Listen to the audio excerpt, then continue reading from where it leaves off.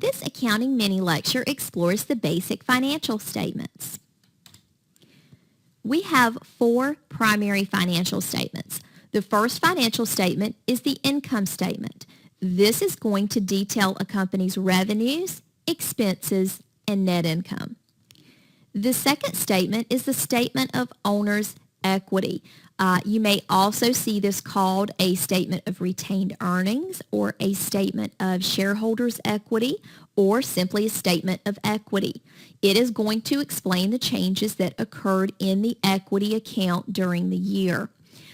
The balance sheet. The balance sheet is the statement that proves that our accounting equation holds true. Assets equal liabilities plus equity.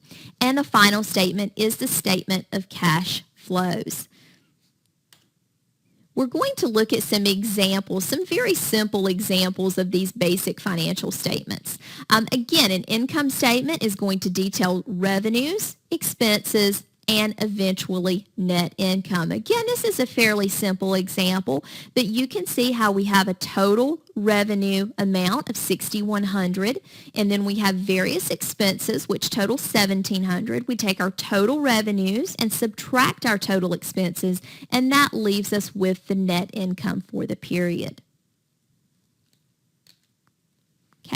Now we're going to look at the statement of owner's equity. And clearly this is an equity statement for a small business held by one owner. So that's why we see this format. If it was a corporation, it would look just a little bit different as we would be dealing with the stockholders' equity and dividends. But in this case, we're looking at a small business that's owned by one person.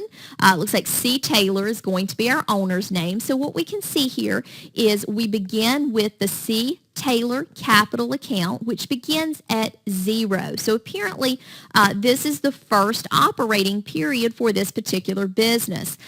Taylor started the business in this accounting period. So the beginning capital was 0. The owner invested $30,000, which has a positive impact on equity. Also, net income of $4,400 was generated. So therefore, we have a positive impact on equity of $34,400. The owner also withdrew $200 for the business, leaving us with an ending equity of $34,200. Okay, the balance sheet. Remember, the balance sheet is the financial statement that proves that our accounting equation is true. And in this case, we see assets, which include cash, supplies, and equipment. Total assets are $40,400. We also have some liabilities. We have the owner's equity. And the total for liabilities and equity is $40,400. So we can see that our balance sheet is indeed in balance. Finally, we have our statement of cash flows. On the statement of cash flows, we are basically going to explain the change that happened from the beginning of the period to the end of the period from a cash flow perspective. We're going to explain how the cash balance changed. The statement of cash flows is always going to be divided into 3 separate activity sections. We will always begin with operating activities, followed by investing activities, followed by financing activities. Our operating activities are basically the activities that are geared towards our primary operation. So whatever we are doing as far as providing a good or a service to the customer, this is going to include the revenues and expenses associated with that.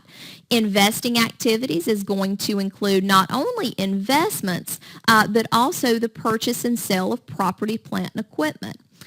Financing activities are basically going to relate to how the business is financed, whether it's investments by the owner, withdrawals by the owner, or even bank notes. If we get lending from a bank, that would fall under financing activities. If we repay a bank loan, that would also be financing activities.